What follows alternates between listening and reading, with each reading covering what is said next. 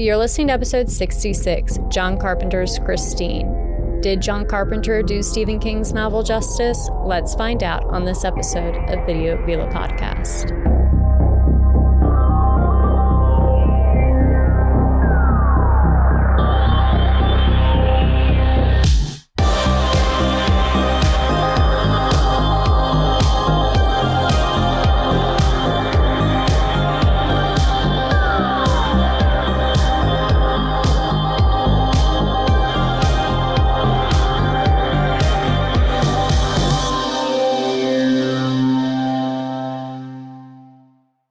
Without further ado, I think we did 3 episodes without me. She's back, everybody. Like I am back. You said you couldn't get her away, but I don't know. She came back.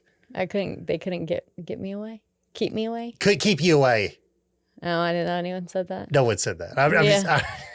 I was trying to think of something witty off the top of my head, and it didn't work out well. So I've been doing a whole lot of whatever I want to do. Anyways, nothing's better than a good Stephen King novel turned into a movie, unless you're talking about The Shining. So it was a perfect movie to come back for. Yeah, yes. Well, there's so many Stephen King movies on the docket. Christine has been on the blueprint for the entire year, and we're finally now getting around to it. This is one I wanted to talk about because for the longest time, I really just knew the movie. Mm-hmm. I didn't know the book. I didn't know how vastly different the book is. And we're going to talk about it today. But it was just, I don't know. This is one of those movies where, it goes down on a lot of lists of classic horror films. Mm. And, I don't know. I kind of disagree. I don't know. And I get it. Everything is subjective and stuff like that. And it is opinion. But as far as when it comes down to like Stephen King novels turn into movies or classic John Carpenter films, like it says right there on the bottom of the box, best Carpenter since Halloween. Hmm. No way. I mean, it's 83. So I guess, we hadn't had too much since Halloween, so I guess if you want to say that. But I mean, it's still a good movie, but I have a lot to talk about, and we're going to get into it and stuff like that. And I definitely wanted you to see it because I know you hadn't seen it before and stuff like that. Ultimately, before you and I met and started doing this whole shindig, I'd really like the only Stephen King novel turned films or whatever verbiage you want to use that I seen was The Shining and It. Will you ever do It with me? I mean, if you really want to, I'll do it. It's not the end of the world. Well, I know you're older now, so I don't think you're not really that much scared of clowns anymore, are you? I mean, I don't like them, but I'll tolerate them. But yeah, I mean, if you really wanted to and you couldn't find anybody, I'd do it. It's like, maybe, I don't know. I mean, if we had to, I would. I mean, eventually we're going to get to it. Yeah, which we're going to have to, but. Yeah, I mean, we were going down the docket of like the most ones. Like, I've got a couple of like, in the future, like the Night Flyers one that we're going to talk about that not like, it's the other Stephen King vampire movie. So that would be a good fun one to talk about because that was another one of his short stories, and Thinner's on the books for the year. The year's not over yet, so it will be coming sometime soon. We still have our big October month. Oh, yeah. Yeah. I don't know. I don't know if we're going to go full blown. We might throw a family Halloween movie in there. Yeah. Because there's a couple of modern family Halloween movies I want to talk about. Well, we were talking about doing like a mashup of several like short films or like TV shows that are like family Halloween related and do like a I guess like collaborative I know we were breakdown. talking about like not Halloween or scary movie, but spooky movie. Or TV show. Yeah, I mean, that's still something we can do, especially I was thinking about maybe do like some mini-episodes and stuff like that. So I think that would work really well with that. So like maybe a little shorter, little episode since we're only talking about a show, not a fully feature film and stuff. But I mean, with getting back to the Stephen King books, I mean, this, I will say, if you haven't read the book is phenomenal. I mean, once again, Stephen King hits it out of the park. I mean, the book really does explain how do you make a car scary? Like the book really does do it. And I don't think anyone is better at making inanimate objects scary than Stephen King, really, to be truly. And it's crazy because, so like right off the bat, like this movie literally started production within weeks or so after the book was published. So Richard Corbett basically had the opportunity to invest in to buy two different Stephen King novels at the time. Well, mind you, like by the time he's buying this, the book has not been published yet. So he is basically buying like future rights to these books that he's writing and he's putting out. The two were Cujo and Christine. So he ended up buying the rights to turn Christine into a movie. And as soon as he bought the rights, he automatically wanted John Carpenter to be his guy because he had worked with him on Somebody's Watching Me, which was John Carpenter's like made-for-TV movie, which is really, really good. But so they already worked together, and he was familiar with his work. He's like, I already got a guy. I know. I want you to do it. But unfortunately, at the time, John Carpenter had already signed up to do The Firestarter and another movie called The Ninja. So he just didn't have the bandwidth to take on Christine. But if you've watched our Firestarter episode, you'll learn a little bit more about that. But what ended up happening is Carpenter got on to do Firestarter, and the first script was written by Bill Lancaster, and it just didn't really work. Then Carpenter had the script rewritten by Bill Phillips, which is who wrote the screenplay for Christine. And that was just way too far from the book. And then also due to financial issues and getting funding to make the film, they end up canceling it altogether. So there you go. John Carpenter, now he's out. He had a job. Now he's out of a job. And you know, if you go back to the Firestarter review, you can learn more about how that movie picked back up and so forth. So he ended up being able to be available to end up doing Christine. Also, unfortunately, this was, so you're looking at 1982 or so. That is when around the Thing flopped, which we have an episode on The Thing as well. Yeah. But yeah, the Thing flopped. So really, to be honest, this was one of those, like, John Carpenter really just needed a job. It wasn't more of a passion project, more of a, I need to pay bills and stuff like that. And as far as when it comes to, like, the film, like, the shots in themselves, I mean, you get a Carpenter vibe. Obviously, it has the terrific music that he is known for, which there are certain scenes in the film that are just classic Carpenter synth, which is phenomenal. And so you get that essence that it is a Carpenter film because of the Carpenter music. But I feel like if you took the Carpenter music out of it, you wouldn't feel too much as like a Carpenter film. I don't know if you had an opinion on that, but like if you ever felt that way, like, did you feel like you were watching a Carpenter movie based off the ones you've already seen? I mean, I wasn't thinking about it while watching it, so I didn't make the comparison. No problem. Okay. I was just curious, because maybe it's just me, just, like looking into it a little bit too, like under a microscope or whatever.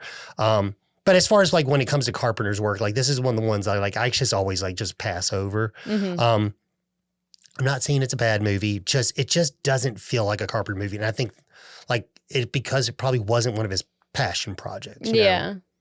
Yeah, I will say when you're talking about an artist of any nature, any nature, a work that is pushed out because it needs to be pushed out versus it was just pushed out of like just pure creative, just natural flow, I think there's usually like a noticeable difference. Yeah, I think so too. And I think that's natural. Yeah, 100%. And I think, I'm not going to lie, like I feel like what you just said, I feel like kind of explains.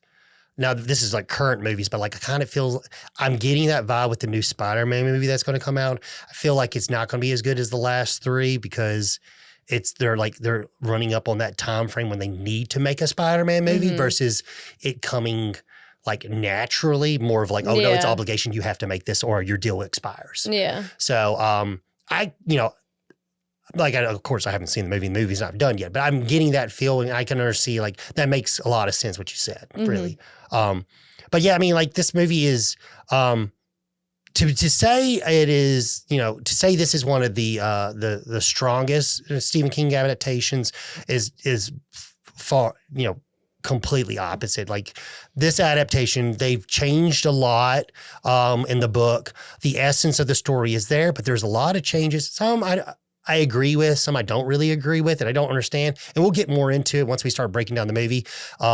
If you are new to the channel, when we do a Stephen King movie, we usually do cross comparisons with the movie and the book. Well, Logan does. Yeah. So I guess that's your spoiler warning. You know what I mean? I just want to say, if you're new to the channel, if you haven't read the book yet and you don't want to know what happens in the book. Okay. Hold on. There's a fly that's been sitting on your head.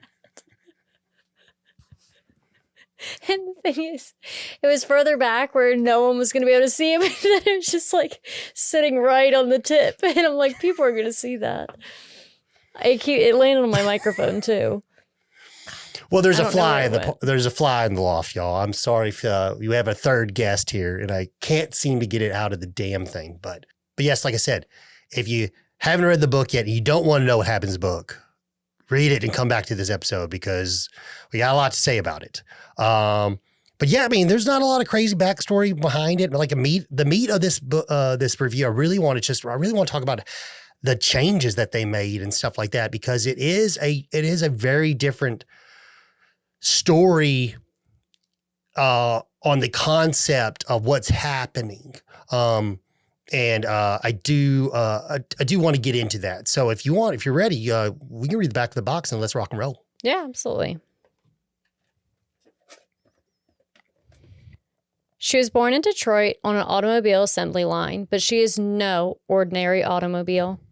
Deep within her chassis lives an unholy presence. She is Christine, a red and white 1958 Plymouth Fury whose unique standard equipment includes an evil, indestructible vengeance that will destroy anyone in her way. She seduces 17-year-old Arnie Cunningham, who becomes consumed with passion for her sleek, rounded, chrome-laden body. She demands his complete and unquestionable devotion, and when outsiders seek to interfere, they become the victims of Christine's horrifying wrath. John Carpenter brings Stephen King's best-selling novel to life in this chilling thriller. I couldn't have said it better if I said it myself. I will say that was probably one of the shortest summaries I've read. Just straight and to the point. Yeah, you missed it when I did the solo one because it was like 4 sentences. I was like, all right. And Mickey has that really good speaking voice because he does voiceover work, and he wasn't on the solo episode, so I was like, I'll do it, and it was just because I already had the VHS in front of me, so like I did do that one. I still fudged it up a little bit, but whatever. It happens. Yeah, it happens. I fudge them up often. I don't like to read on camera. Or out loud. That was like when you were a kid and you count ahead and like popcorn reading, or like when it's popcorn reading. It's kind of like where you get randomly selected, or it'll be like every 4th person in the row of seats or whatever. Or like you read and then you pick someone else to read the next part. Yeah. No. You typically would count ahead and say like everyone was reading 2 lines. You'd count to figure out like what line you were going to read. Well, the thing is that I have to read a lot for work. And the thing is, I have no problem reading. When I'm reading myself, I'm reading out loud is different. Yeah. As soon as the spotlight's on me, I'm like that like in Billy Madison. Yeah. The boy. Or Kid Rock and Joe Dirt. Yeah. Joe Dirt's a good one. Oh, yeah. All right. So let's get into the movie. All right. So the movie opens up, it's 1957, and we're in Detroit at a car plant. We're seeing Christine, a red Plymouth Fury being manufactured. Cool thing. Okay. So you see all of them are white, and this one's red. Yeah. And it's the only red one. So that was in reference to the movie. Christine was made specifically for Roland LeBay, not George LeBay, Roland LeBay, because they change it up and they change it up in the movie. It's George LeBay, and then there's Roland LeBay. George is the brother. Roland LeBay is the actual car owner. Yeah. They flip it in the movie, but he had purchased it through a catalog where you could build your own car back in the day, and that's why it's red. So that's a little like, why is this one red? It's not like it's like, oh, it's because it's possessed and whatever. It was just red. It was just a custom car. Yeah, exactly. It was made for him specifically. But yeah, we get started off where she ends up crushing a inspector's hand, and then right after that, another inspector who's walking the line ends up getting in the car to inspect the radio or something like that, and he's smoking a cigar and he's flicking ash. Yeah. I thought he just got in the car because it was nice looking, like nicer than the other ones. No, I think so. I mean, he was just getting. I don't think there's a reason. I was just thinking like, okay, well, he's in it. And he goes, he's. I don't know if he's just like, maybe he's like the head inspector. He's just fucking. Yeah, because it was clearly after the shift because no one was there and he was just walking around. So yeah, he's up flicking ash in the car, which Christine doesn't like that, and she kills him. I'm assuming it's from carbon dioxide poisoning. Yeah, I imagine. He doesn't like really explain. But then now we fast forward to it's September 1978, and we meet Dennis, which is basically your typical jock character. He's driving like a really nice, I believe, his Charger. I will say he's obviously a jock character, but he's a nice jock character. Yeah, that's the cool thing is like Artie and Dennis's relationship is like. It feels like friends that were friends when they were younger, and then they went two different paths in high school. Yeah, but just kept that friendship. But Dennis is still going to be, because it's clear when you get to the school, like no one fucking likes Arnie. Yeah. No one likes him. But Dennis likes Arnie. Even like Dennis's friends shit on Arnie, but Dennis isn't going to do it. Like, he's like, that's my buddy. You know what I mean? So it is a good dynamic, I think. Yeah, I agree. So then also when Dennis picks up Arnie, you get a glimpse of Arnie's home life / mom, essentially. She's all up in arms because Dennis's car engine is running in the driveway and she gets all flustered. Yeah, she's really naggy in the book. Like really in the movie, like they really are pushing that. Like their dynamic is like, I don't like, they're very, I guess in the book it's written like more like they're very like progressive, like not like hippie, but they're very big about the planet and taking care of things and stuff like that. They're very, but then they're also like very like conservative, like to like point like. I think they're just strict, just well-rounded strict. Yeah, it's just like they're like the things that get on overbearing. Yeah, the things that get on to Arnie for is like nothing really. Until he starts getting mean. Yeah. There's no reasons, like the fact that like they won't let him keep the car there. It's like, well, there's no reason why you can't let him keep the car here. And then also you get a glimpse into Dennis and Arnie's relationship on their ride to school. They're kind of just having your like traditional friend talk, I guess, about getting Arnie late essentially. Yeah. And it's weird because like, in the book, and in like Stephen King's novels, they are very dirty. I mean, they're pretty vulgar, but it is like, behind closed doors, there's a lot of people out there that's how they talk. So, yeah, they're just two best buddies that are coming up on the age of adulthood and exactly. stuff. And it makes more sense. And for some reason, this movie at the time was like stated to be one of the most vulgar movies. Oh, wow. But that's crazy. But with like I believe within the same year, Scarface ended up coming out and had like the F word like over 200 something times in or something like that. So like no one gave a shit about Christine anymore. Yeah. But yeah, people like were like really upset about the vulgarity in this movie and stuff like that. Which yes, it's there, but I wouldn't call it like a complete... It wasn't that noticeable to me. Nothing that I like picked up on. It's almost like. It was well placed. Yeah, I think it had that like almost like, that kind of like Animal House vibes of where like, it's guy talk. Yeah. You know what I don't know. I didn't see a problem with it. Yeah. So then Arnie and Dennis arrived to school and there is all this talk about a new girl in town. Yeah, Lee, which I don't remember the actress name, but she is very pretty. They were thinking about getting a more well-known person, but that's that's not what they wanted for this film. They wanted like fresh actors. They didn't want anything to like so they could place people. Same thing. The cool thing is like the fact that the car is a Plymouth Fury, which is not as not as a notable car as for being like a car in film. I mean, I think there was like, you have the Roadrunner and stuff like that in like the 70s, but like this old 50s one was much different. It is crazy though. Like, so apparently Arnie was almost going to be played by Kevin Bacon. He literally had 2 role offers. There was this role and another movie, and he had taken that other movie. Guess what the other movie was? I have no idea. Footloose. Oh, that's funny. Which did awesome for his career. I don't really think Christine would have done that for him. I also don't think he would have done well as Arnie. Yeah, because I love Kevin Bacon. Oh, yeah. I love Nothing Kevin against Bacon. him. Yeah, but like Kevin Bacon seems like the cool guy. So it's hard to make the cool guy like maybe nerdy. making Dennis. Yeah. Well, yeah, he could be Dennis. Or like I can see the evil Arnie. I can see him playing the evil Arnie. Yeah. Because all of a sudden he's cool. True, which I mean, I guess the majority of the movie is evil Arnie. Yeah. You only get nerdy Arnie for the first few scenes, and then it's a quick switch. But the thing is like, because that's another thing is like, to be honest, evil Arnie, he doesn't come off as being cool. I know it's trying to give him that like that he's supposed to like convert into that greaser cool dude. Yeah, and maybe that works. I think they intentionally overshot. Well, yeah, they really that was one thing that they really heavily influenced that greaser look to the point when he starts wearing that red jacket like Rebel Without a Cause with like red James Dean jacket and shit like that. They really were going for that feel. Makes sense with the car and stuff like that. But it would be nice to see, like, what Kevin Bacon would have done. Like I said, I think he would have done a very good job. But yes, it's very good that he didn't do that, and because now he's this mega star and stuff like that.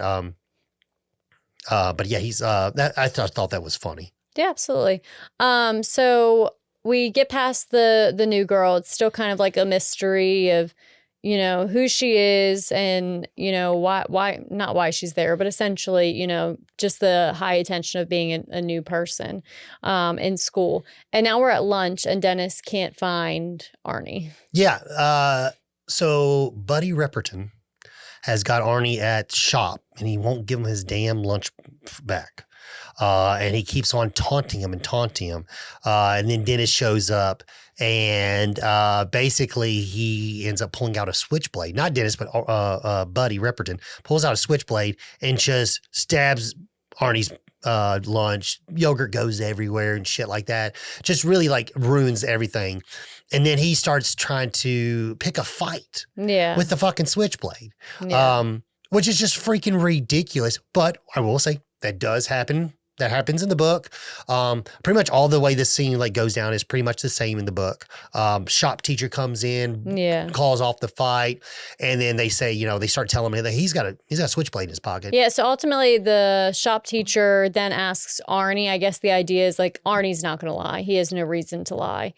Arnie doesn't lie, but then that pisses Buddy off because now he's in trouble. Yeah, and they could call the police on him. So then he makes these big threats to Arnie and to Dennis as he's being, escorted to the office. Yeah, and also, so while they were fighting, I forgot to say, while they were freaking fighting, Moochie fucking just grabs Dennis in the dick and squeezes. I'm like, who the fuck does that? Yeah. What in the world, man? Like, out of all the things that just take place, like that is just so freaking out of place.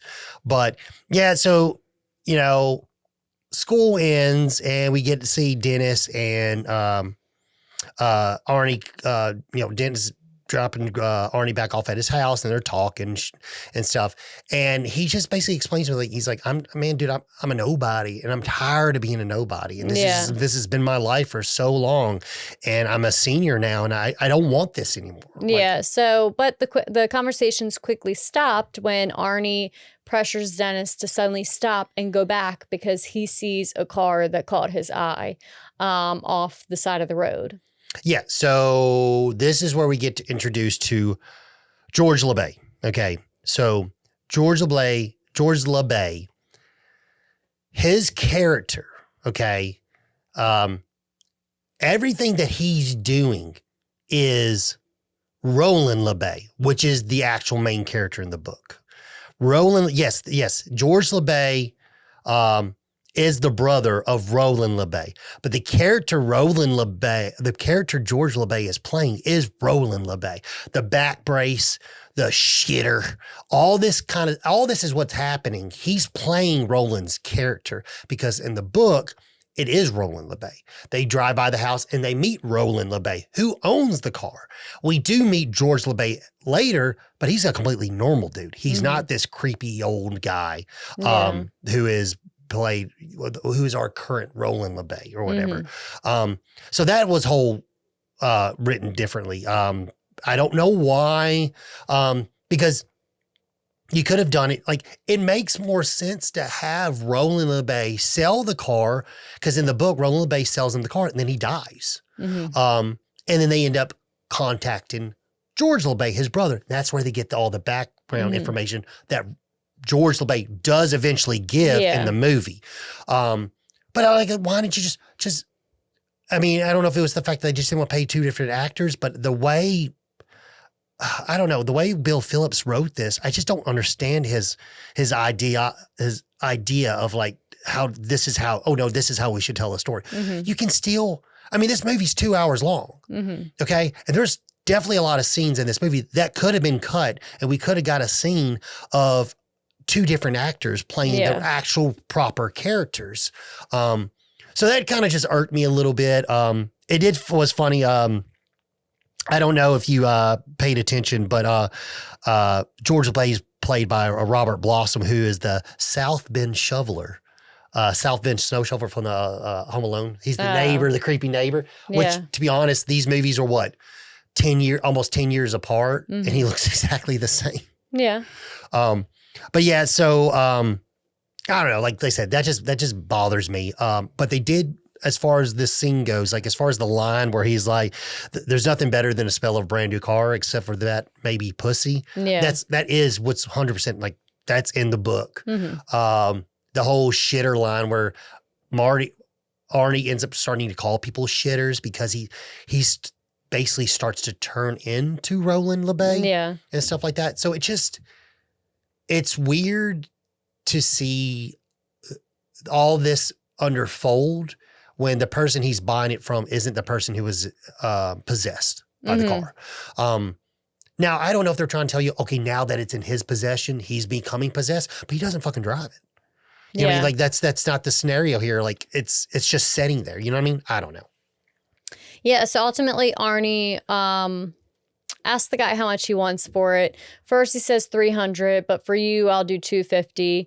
Mind you, like, the car is partially just scraps, has slices in it, rusted all the way down. The guy claims, I think it runs. Well, he lets him start it in front of him, and it does turn over. And Dennis is trying with all his might to talk LeBay out of selling it to Arnie. Because that's a lot of money. And he even tries to talk Arnie out of it, like, hey, let's go home, let's talk about it. And then if you really want it tomorrow, we can come back, tries to negotiate with him. And Arnie is set in stone and he's going to buy that car, which he does. And he comes home with it, and his mother and his dad completely lose it. So you get a scene where Dennis, Arnie, and Arnie's parents are on the kitchen, and essentially his mom vetoes the whole car idea, that it's not going to stay in her driveway. It's not going to stay in her garage.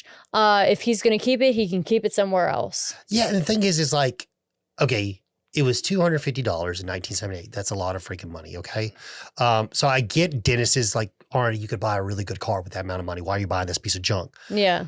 But the thing is I know it was his money that he saved for college. Yeah, that's what I was going to say. I think Arnie's argument is the fact, and he brings it up, he is yet to make a decision all on his own that's purely what he wants to do and not what his parents want him to do or with his parents' approval. This is what he wants to do. Exactly. And I don't know if it's been like, what is the big deal? Why can't the guy buy himself a car? I mean, he's a senior in high school. Yeah.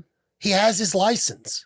He worked all summer. It's his own money. Why can't he have his own? Like, yes, unfortunately, like, because no offense, but like sometimes kids need to make mistakes to understand and learn from them. So yeah, if you want this to be a pivotal, a decision of his that like, okay, you don't agree with the decision he made, but let it be his learning, let it be a learning. Yeah. I just don't understand their hostility but also, behind this. There were generations that would buy, not necessarily junkers, but cars that needed work to then rebuild them. Like my dad did that in his later teens, all the way until his adulthood, had project cars and stuff like that. It was just something to do, especially if you were kind of into the mechanic trade, and it gave you a project. It gave you something to keep you busy and to, just keep your mind and your hands busy, give you something to do. I mean, I remember I went to a little small Southern school. I mean, I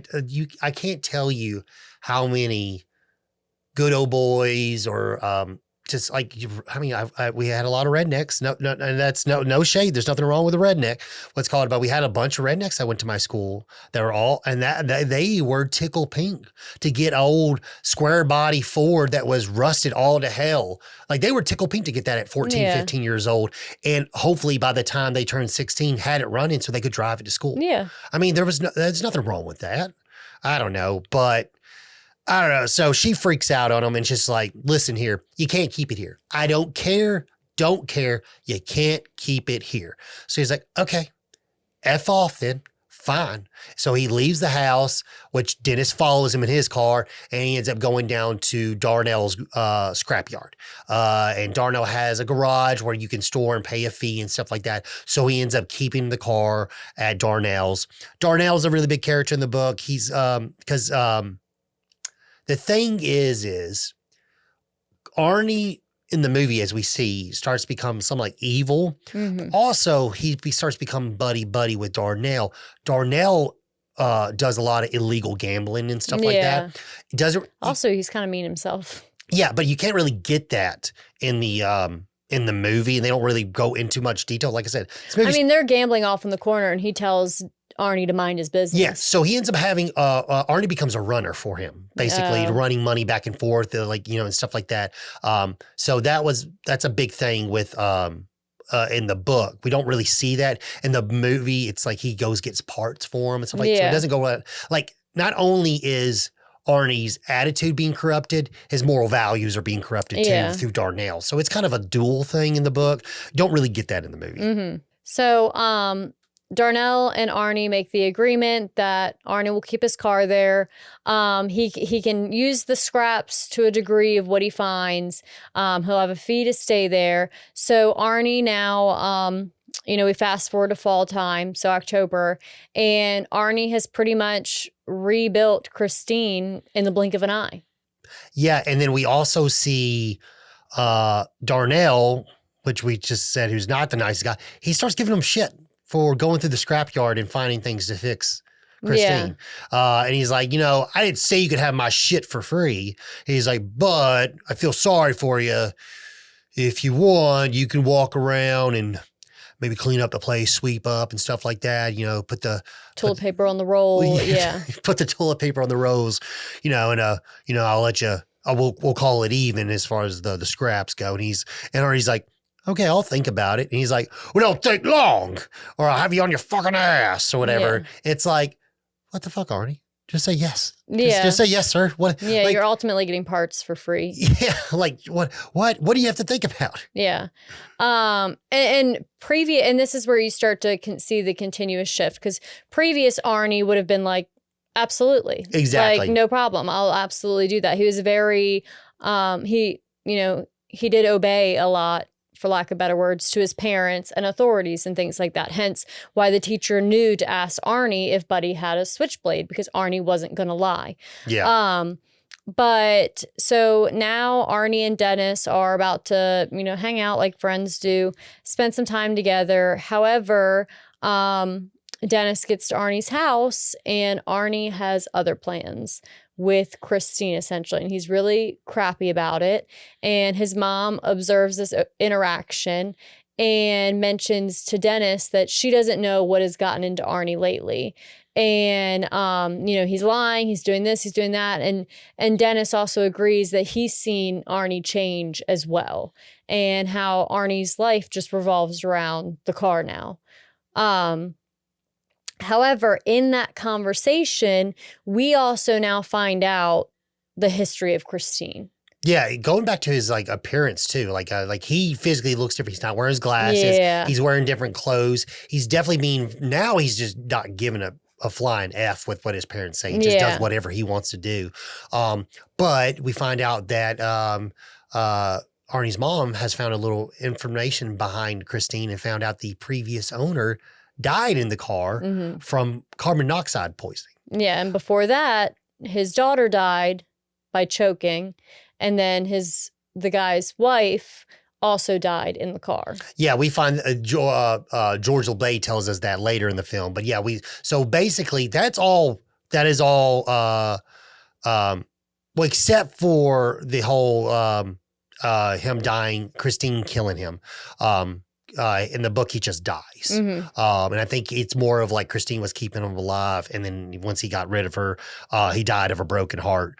And then in the book, yes, his daughter dies, chokes on a hamburger in the car. And then his wife dies. What's called, she commits suicide in Christine via carbon monoxide poisoning. It's never really fully said if Christine did it or his wife committed suicide. Yeah. But it's kind of like, did she do it or did she not do it? You know what I mean? It's kind of because at this point in the book, we know Christine's pretty evil. Yeah. And at the movie, it's still unsure what's going on. Exactly. It's questionable, but it's also or is Arnie just getting full of himself because he got this fixed up car? But ultimately, we find out that George's brother pretty much enforced him to get rid of the car. So yeah, George enforced his brother Ronald to get rid of the car because after Arnie's mom tells him that, then Dennis is like, I'm done with this. Dennis pays George a visit. Yeah. He's like, hey, you didn't tell me about your brother dying in the car. And then that's when we find out, like I said earlier, his daughter died, his wife died and stuff. And he goes, yeah, I told him to get rid of it. I told him, after his wife died, you have to get rid of that car. And he's like, and he did. But it came back 3 weeks later. Yeah. And he's like, what do you mean it came back 3 weeks later? He's like, that's what I meant. It came back 3 weeks later. So you're like, well, that just doesn't even make sense. You know what I mean? So I believe at this point, too, is in the movie is I believe Dennis even checks in on Christine to check it out. After he goes to Darnell's to check it out. And he's like, what the hell? He even sees that the car has what Arnie has done in that amount of time is unbelievable. Now it's not this time it's not finished when he sees it, but what he's been able to do to it is not possible. Yeah. So as we mentioned, it's now fall, which means it's football season, and Dennis is playing football for their high school. And you switch over to a football game, and while they're all playing, Arnie pulls up with the new girl in Christine. Yeah, and then this is when we got two things that happen here. So we got Buddy Repperton and the boys basically see it. Like, isn't that Arnie? I was like, oh, isn't that what car is he driving? What is that's Arnie? That's Buckingham in his car? And they're like, yeah. And he's like, and that Mooch is like, you know what? I know where he keeps it. He's like, all right. And then it cuts over to Dennis. Dennis is playing football. Now, here's the big thing. Dennis doesn't know what Arnie's been doing. Dennis had asked the girl out on a date. However, she said she already had plans. Lo and behold, those plans were a date with Arnie. Exactly. And so he gets distracted during the game and ends up taking a real heavy hit that puts him in the hospital. And also, when he sees Christine, she's brand spanking new. Yeah, he's distracted by everything going on. Exactly. Yeah. Yes. It's like so he drops his guard and then just gets sacked. Which really does suck because that's similar to in the book. The big thing with the whole transformation scene of Arnie working on Christine in the book it's really cool how Stephen King does it, because you see other people's perspectives, like Darnell and the other people in the shop while he's working on the car. And people are like, how are you finding those scraps? Yeah. Also, the way he's working on it and fixing the car, they kind of make a little bit note in the movie, but it's like, how in the world did you just have half of a bumper? Like, it doesn't make sense. And more comes out later after the death we're going to talk about soon, where Arnie gets questioned essentially about where he came up with some of this stuff on the car, and we'll get there. And it's also big too. It's like the way the way Arnie realizes what's happening to Christine later in the book. It's very interesting because this whole entire time, he thinks he's been fixing her, but it's almost like he's almost in this haze where he's like, I think I did that. Well, I think I replaced that. Yeah, you don't get any of that in the movie. Yeah, you know what I mean? Like, until that one scene we're going to talk about where he's like, show me.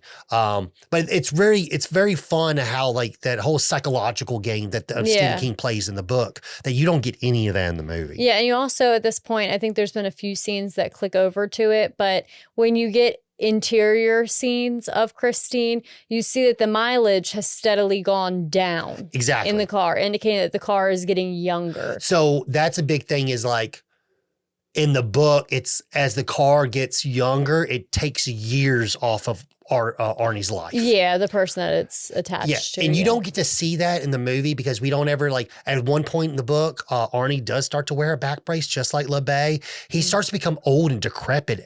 They didn't do any of that in the movie. They do the dark circles under his eyes, but that's it. Yeah, really that could be anything. Just him being obsessed. And evil, or not maybe sleeping and stuff like that. But it's very more detailed in the book. I get it. It is a book. And there's a movie. It's a 20-hour long book. And then, I get that. But for a movie to be 2 hours long, where it doesn't really seem like you even said, it doesn't really seem like a lot happens. Yeah. I feel like we could have told a little bit more story. Yeah, or did a shorter film. Well, true. Yeah, I guess. Yeah. So now several weeks have passed, and Arnie just now goes to see Dennis in the hospital after the football accident.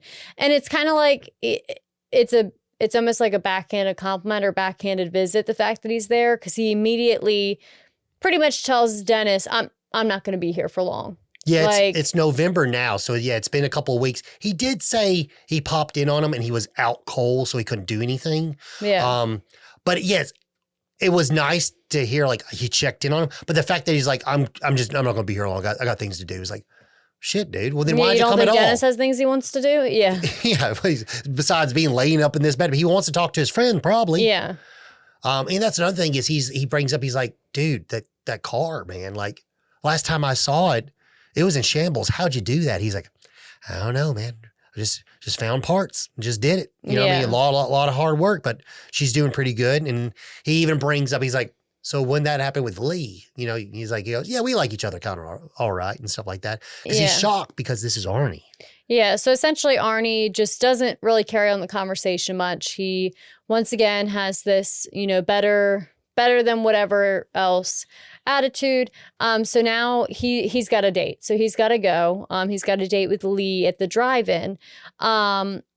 And Lee's already kind of on edge about Christine. Yeah, they start making out, getting hot and heavy, and she's just like, I gotta stop. He's like, what's wrong? So she ends up running out of the car. They go to the concession stand. He's like, it's like, what's the problem? He's like, I can't. We've done this tons of times. What's wrong? I can't in that car. Yeah. They return to the car, and she's eating her hamburger, and lo and behold, starts to choke on the hamburger. This scene's pretty cool. I will say, I really like the way this scene was directed.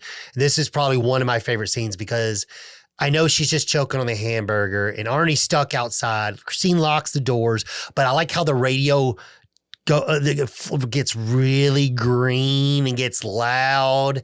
And then the incredible bright lights. I think this scene's pretty freaking cool. Yeah. I will say I like this scene. Lee ends up being able to get out of the car, and a bystander. A bystander opens the door. Yeah. Yeah. Gives her the Heimlich maneuver, and she's, fine now. However, she's upset that Arnie pretty much just stood there.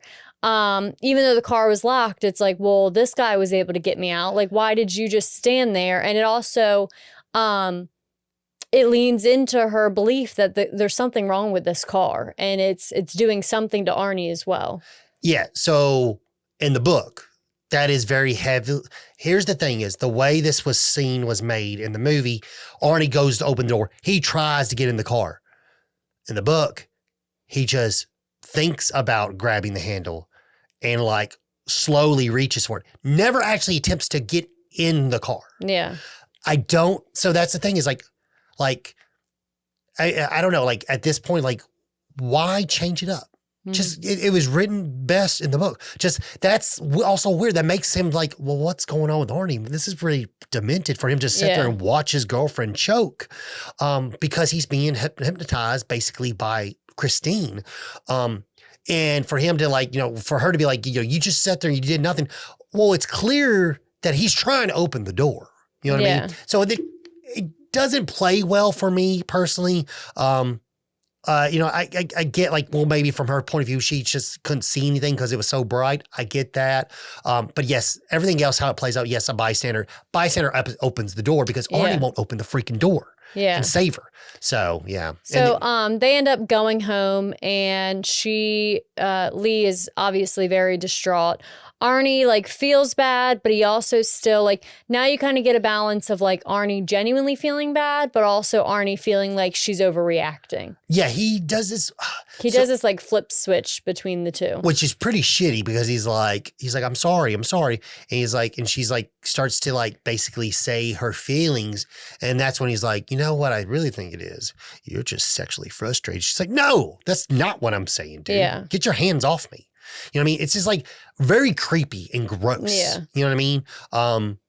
Which does well with portraying the character and giving you that like sense of evil and like, I don't know. It's like, it's that bipolar, like nice, bad. I mean, good, bad, nice, mean kind of thing. The wishy-washy. Wishy-washy, So Lee goes inside for the night because, her parents flicker the porch light. So she heads inside.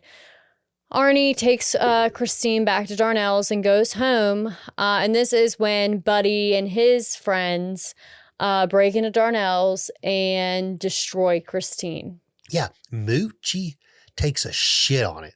Yeah. On the dashboard, on the dashboard, all this scene is pretty much the same in the book, completely destroys it. I mean, just demolishes this thing. Apparently in the movie, now, if you want to fact check this, I am going off of what John Carpenter said himself in the special features in the Blu-ray. But he said there was 19 cars total,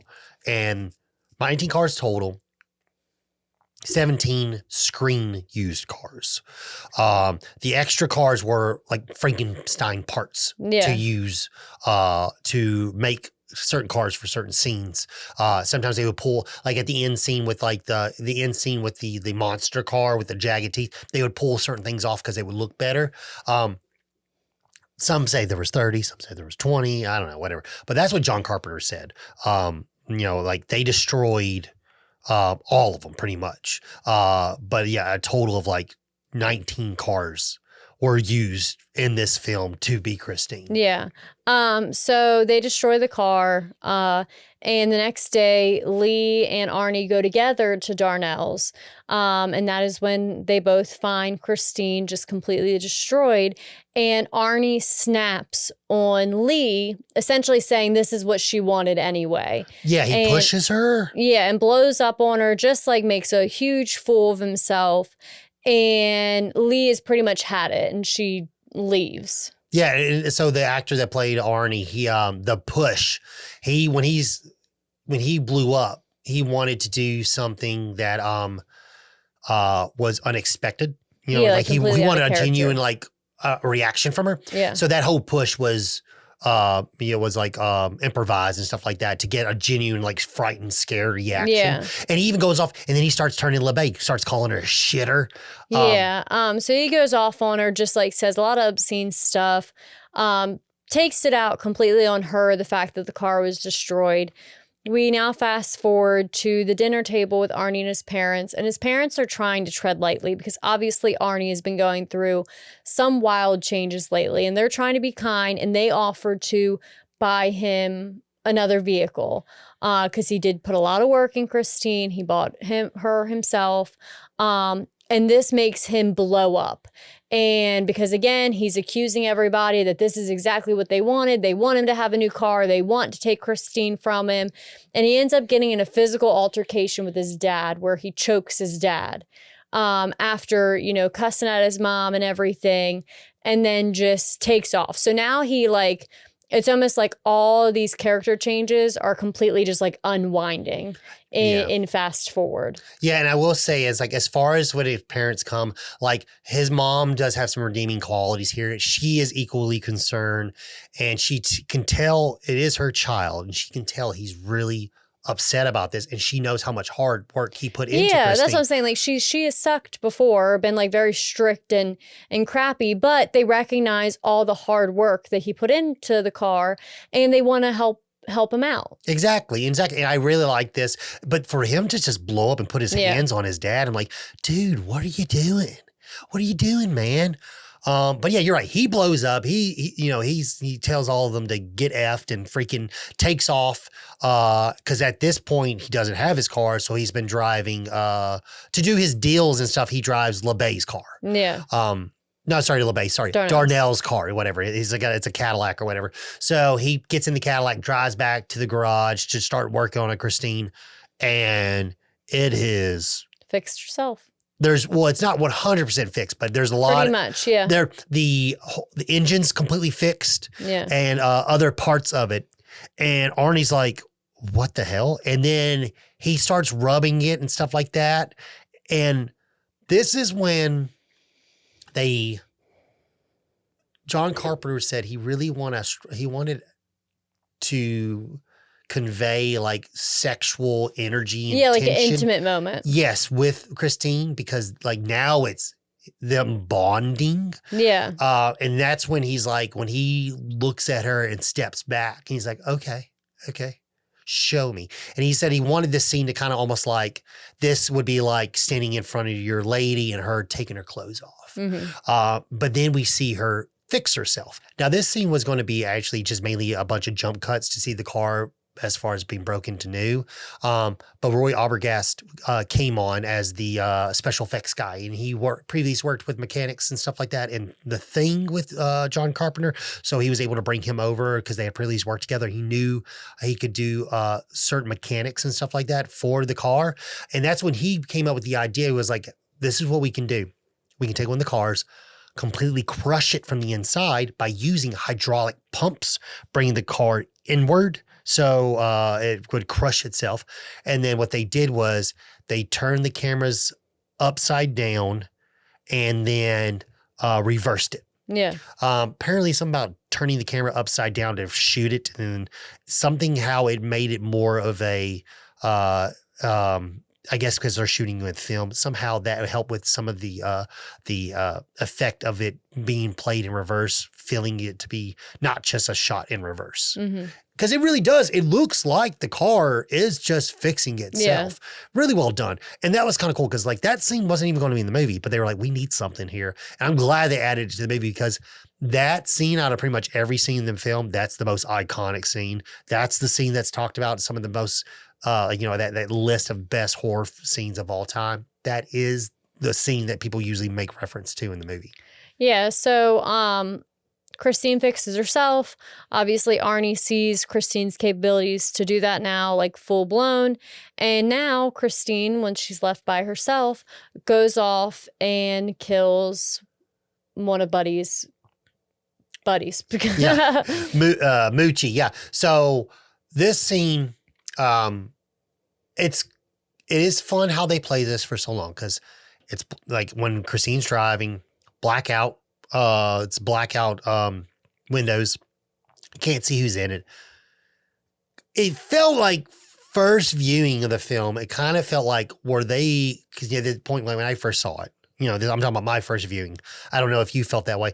Did you ever have any questions that, is it Arnie killing the people or is it Christine doing it? Because at first when I saw it, I'm like, No, I are they just trying to assumed it was convey, is it Christine. Christine or is it Arnie doing it? I don't just know. assumed it was Christine, and I didn't think much more of it. So, but yeah, so we see Moochie. He's basically in the book, he's leaving a concert or whatever, and Christine just like basically mows him down. Yeah, and essentially that's what happens in the movie as well. She hunts him down on a dark back road, and chases him down into this little nook in a building, and ends up, it's an off-screen kill, and she just ends up crushing him against a cement wall. In half. Yeah. Cuts him in half because that's what it said later. They had to scrape his legs off the ground. Yeah. So, and now we'll go to later where Arnie pulls up to school and the sheriff or whoever, Detective Jenkins.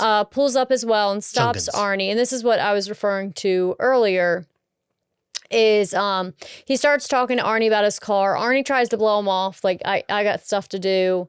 I don't really got time for your questions, blah, blah, blah. And the detective points out, the color of the cars, they don't make this red anymore. And he says, whatever color red it is or whatever. He was saying, well, they must have because I used it on my car. It. Yeah. Yeah, you see it. I used it. You got receipts. And because he talks about how he really, fixed her up fast. And you can't even see the seams where he did the replacement. And they don't even make this paint anymore. And Arnie's just not feeding into it. And that's when he brings up, well, did you hear what happened to whatever the kid's name is? Yeah, Moochie. But I don't think he calls him that. I think he calls him by his actual name. Yeah. And Arnie's like, nope, don't let him know. I mean, don't care. And that's when he says, like, they had to scrape his legs off the ground. He's like, isn't that what you do with shit? You scrape it off the ground? Yeah.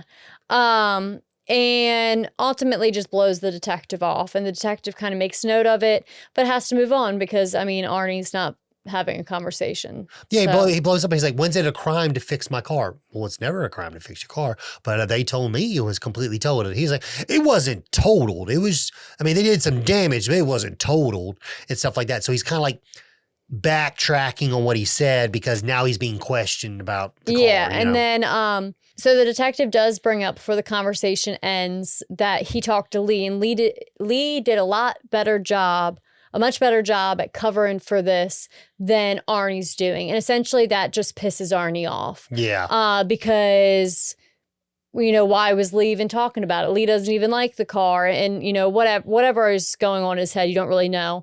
And this is kind of the end of their discussion about Mookie's death. Yeah. So he ends up heading to Darnell's. We get a scene of basically Arnie calling Lee and was like, hey, I messed up. You know what I mean? Like, I'm sorry. I think we really deserve another chance. Okay. Really think we need to deserve another chance. I don't think we need to throw this away. And she's just like, Arnie, I just don't know how. And that's when he just blows, well, fuck you too. And just hangs up the phone and stuff like that. And he just freaking goes off in Darnell's garage. Yeah. So, he also goes off because essentially this is him just now finding out that him and Lee broke up, but it's like, it doesn't seem like you guys have talked since then. So what did you think you guys were? Like, you didn't end on the best of terms, and you pushed her and blew up on her. Yeah. So what did you expect? So Arnie goes about his way, and now Christine is after Buddy and the rest of the gang that destroyed her. Yes. So we got Buddy's in his car. He's in his car with Rich, which is the other fluffy-haired guy. And they are driving around on whatever kind of night, drinking beers and stuff like that. And Christine basically ends up hunting them down and then basically going after them. And she's chasing them down and stuff like that. And, at this point, they just think it's, Arnie doing all this, obviously because it's his freaking car. And he and they end up like, trying to play chicken with him. And it doesn't work. So they end up getting scared. So they drive to the other guy, Vanderberg. He is the tall, lanky one from Friday Part 2. They end up driving to his work, which is like a garage, gas station or whatever. Mm-hmm. And they're like, freaking Repperton's after us. What do you mean Repperton's after us? He's like, he's after us with his car. He's gone nuts or whatever. Well, not Repperton. That's Buddy. Oh, Arnie's sorry. after us. Oh, yeah, whatever. What is Arnie? Isn't it Cunningham? Cunningham, yeah. Yeah, he's like, Cunningham's after this. He's gone freaking postal, man. And he's like, I don't understand. And then all of a sudden, as soon as they're not fully grasping what's happening, we see Christine just drive right into Buddy's car and just freaking destroys it. Backs up, and they're like, what the hell, man? And then Christine drives again in the garage, running over Rich, completely killing him. Yeah. Buddy gets out of the way, and right before everything could take place and what's going on, they don't understand what's going on, but they see gas is starting to leak. Vanderberg, the kid that's working there, is trying to basically understand what just happened. Decipher everything. Yeah. And then all of a sudden, the gas explodes. The entire gas station goes up in flames. And we see Christine driving out like this freaking bat out of hell demon car, completely engulfed in flames. And we see Buddy running down the highway and Christine going after him. And it's placed this is where the Christine score, that dun, dun, dun, dun, dun, dun, dun, dun.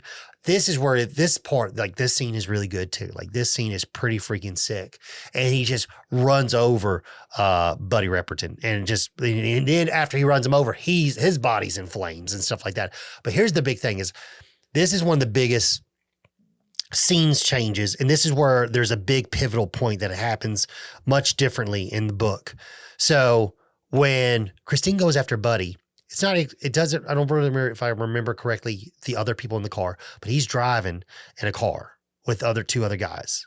And Christine runs the car off the road, okay? Kills the other two passengers. Buddy Repperton gets out of the car, okay? And he survived the crash, but he's crawling around. Christine then drives over his legs, completely breaking all his bones. It's very descriptive. He's got bones sticking out of his legs. He can't walk. This is the biggest thing. And this is the thing that I know if they put it in the movie, it'd been a completely different movie, but I feel like John Carpenter could have freaking did this. And it was Bill Phillips' decision to change it, and John Carpenter completely agreed on it.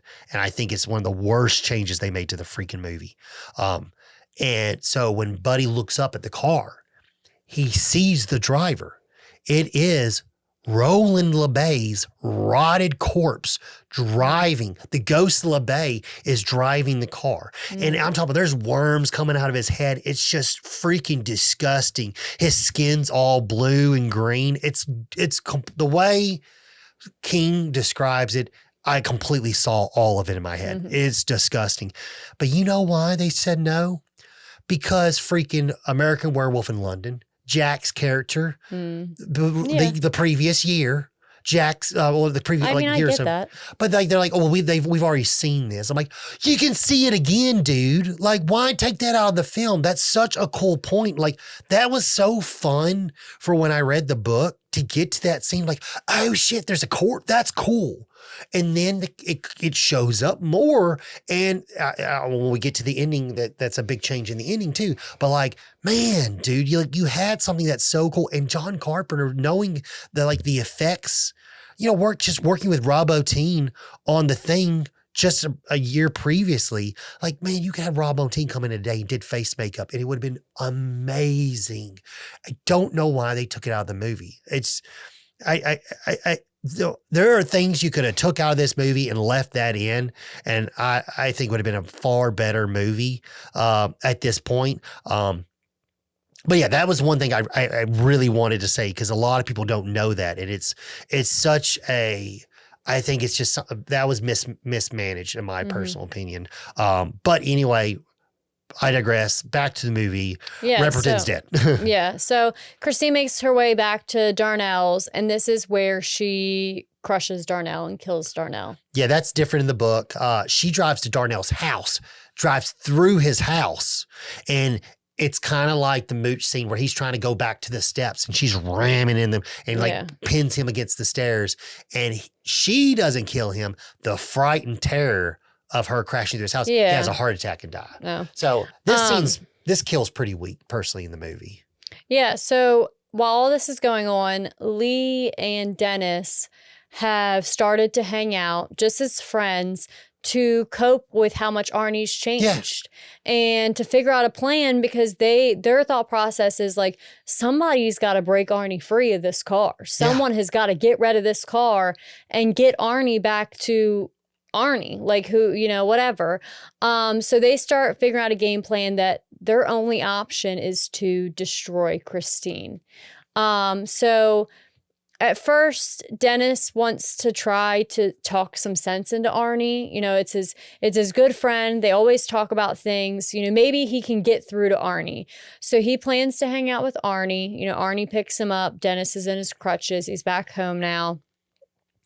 But after this conversation, essentially, Lee's just waiting, because at the end of the day, they know they're going to have to destroy Christine one way or another. And this is when we see Arnie's face, the deep circles in his eyes. Like, he is completely a different Arnie at this point. So Dennis gets in the car and Arnie is pretty much flying around. He pulls out a 6-pack. He's, trying to convince Dennis to, have some road beers, just drink. And Dennis literally starts to break down and tries to express to Arnie that he's worried about him and he's concerned. He's obsessed with this car. And Arnie pretty much just laughs at him and thinks he's being ridiculous. And Dennis literally tells him, like, I'm scared. And Arnie just pretty much shits all over it. Just doesn't take it serious, finds it to be comical.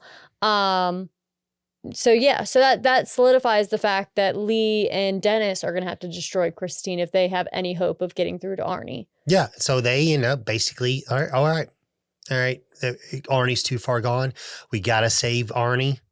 And the only way is to get rid of Christine. So they make the plan. They go back to Darnell's garage, completely been gutted now since he's dead. Yeah. And they basically put together a plan. They find a dump truck that is in somewhat working condition. They get it running and stuff like that. And they're like, okay, well, we know this is where Christine is going to go. So Lee knows, out of all the people that have been killed, she knows she's on that list. So she knows Christine's going to be coming for her. So yes, so they're going to use Lee as bait. They hold up in the garage and they're just waiting for the car to come back. Lo and behold, it's already there. Yeah. Way off in the shadows, hidden. And Lee's plan is first to go hide into the office. However, she gets out of the bulldozer and tries to make a run for the office because Christine turns her lights on and the office is padlocked. Yeah, so then they end up basically using the shovel of the dumpster, the bulldozer, to shield Lee, and then Christine just drives straight into the shovel, completely demolishing the front end of the car. So the scoop basically from the bulldozer is just, obviously way much stronger than the metal on the car. She ends up backing up and so forth like that. And we see this really cool scene of this nasty, gnarly grill or whatever. Yeah, it looks like monster teeth. Exactly. And then at this point then we see Lee stepping out and trying to check in. Now we see the car has fixed itself again. Now it's already regenerated. It's regenerating that fast. So the car comes plowing to her and she runs into the office and the car plows into the office. And who else but Arnie. Arnie busts through the window. So now this is what happens here. That scene's very similar, but at this point in time, that's not Arnie in the car. Okay. Christine ends up killing Arnie's dad. And when the car gets crashed, it's his dad's corpse that shoots out the window and lands on Lee. Because Arnie, so what ends up happening is Arnie's mom is able to talk some sort of sense into him. And they notice when Arnie is away from Christine, he gets better. Yeah. So they plan this whole thing with his mom. It's like, hey, you're going to take him for, I think it was New York, whatever. You're going to take him to New York for a little bit. And you're going to look at colleges, okay? They end up getting him to agree to that. And they're out of state. So that's why they're going to try to kill Christine while he's out of state. And which that's a big part of like Lee like tells Arnie's dad what's going down. And she's just basically, don't leave the house. You just don't leave the house. Yeah. And he ends up leaving the house. And then that's when Christine kills him. And then, like I said, and that's when it sucks because in this part of the book, we find out like, oh shit, now his dad's dead. Yeah. So Arnie gets thrown through the windshield. He ends up dying due to his injuries. He's got this big cut in the stomach. He pulls out a big shard of glass before he dies. Right as he's dying, she is in Christine, plays this music that I guess the song that they always played together. It's almost like their song. Yeah, and he rubs the grill one last time. Yeah, as he takes his last breath. It's like a real intimate death. Yes. So Lee uses this opportunity now to try to make an escape before Christine can repair herself again and come after Lee. So you get a little like cat and mouse chase with Lee and Christine. Lee ends up falling from a scaffolding. Ultimately, Lee gets back in the bulldozer with was she able to get back in with Dennis before? She just climbs back into it. What's called and this is when, because she climbs back into, I believe, if I can remember correctly, because it's almost like Christine's like kind of like upset that Arnie's dead. Yeah. But it's in my head, it's like, well, you're the one who killed him. Yeah. So ultimately, Lee and Dennis are able to just run Christine over and over again. And they back up, do it again, back up, go a little bit further back to essentially she's flattened. Yeah. And then you get a switch scene where Christine is essentially compacted into a square and dumped at the junkyard, and the deputy, Lee, and Dennis are at the junkyard. Yeah, Detective Jenkins. Yeah, just talking about everything, and you suddenly start to hear Christine's song again. But it's not Christine. Yes, it's a junkyard worker that comes around a pile of trash with his jukebox on his shoulder that's playing the song from Christine. Yeah. And as the song is playing before the guy comes out, you get this weird close-up of Christine in the square, and certain things start to pop out as if she's going to unfold from a damn compost square. Yeah, she starts bending and stuff like that. This scene's kind of funny, too, because, like, Junkins is there, and, like, he's dead. Like in the book, like Christine runs his car off the road and kills him. Yeah, no, she didn't get to him in the movie. No. But yeah, so then that's our cut scene. Christine is maybe a square in the junkyard. Yeah, it's I don't know. It's so in the movie, what's called the ending is much different. The book, how it ends, they kill Christine. Okay, but the thing is LeBay has a connection with Arnie. So what happens is LeBay needs to be attached to Arnie to survive. And LeBay, his corpse ghost, transports from Christine to the car that Arnie and his mom's in. And he takes over. And once Arnie realizes LeBay is there, he actually ends up grabbing the wheel instead of instead of being possessed again, he ends up turning the wheel into oncoming traffic and killing them all. Because he knew that was the only way to stop it. Mm-hmm.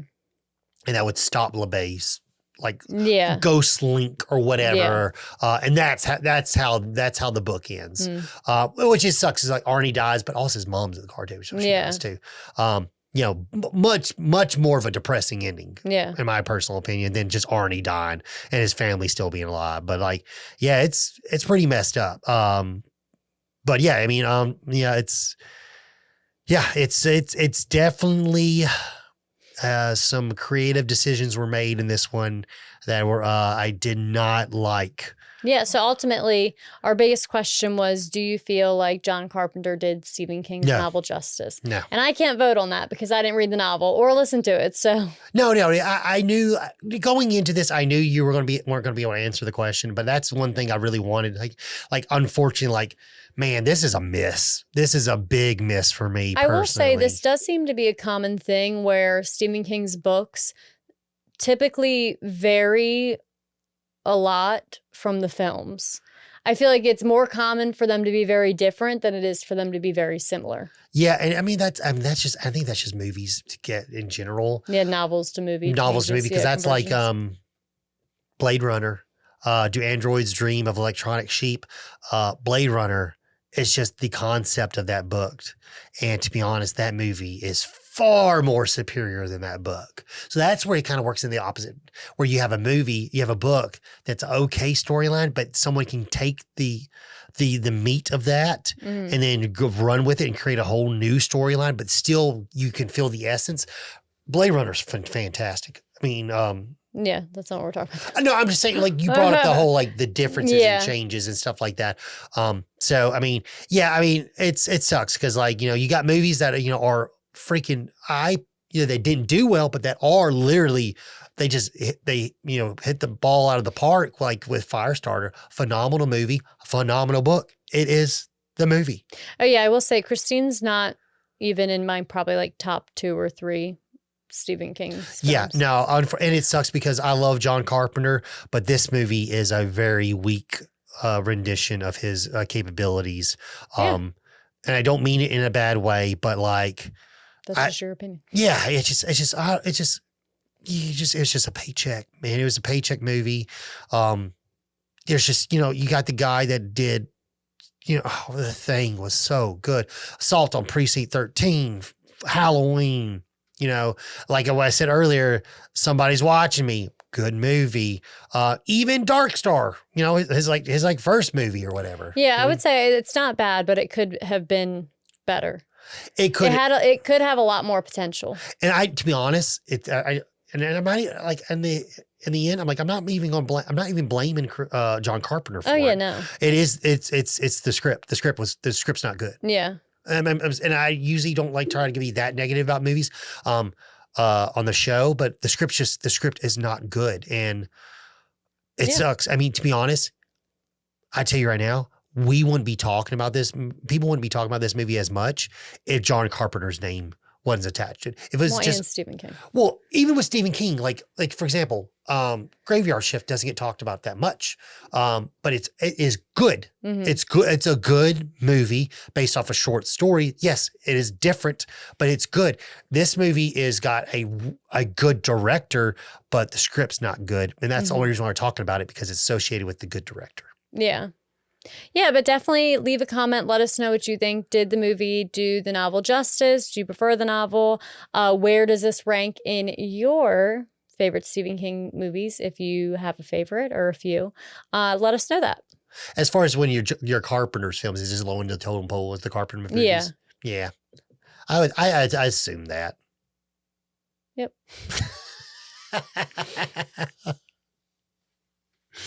You're like, I forgot how long these take. No. All right. Well, do you have any closing words before we do the outro? Nope. That's it. All right. Yeah. How about you? Anything else? No, not really. I mean, like I said, I said everything I wanted to say. I don't need to repeat myself, but yes. And that's it for today's episode. Christine, directed by John Carpenter. And if you enjoyed this episode, don't forget to like and subscribe and drop a comment. Let us know what you think. Did you like the book more, or do you prefer the movie? And be sure to follow us on socials and your streaming services. You can get those as well as extra content and some behind the scenes at videovillaentertainment.com. We'll be back with more reviews, so stay tuned. Until next time, I'm Becca. And I'm Logan. And thanks for renting from the Villa.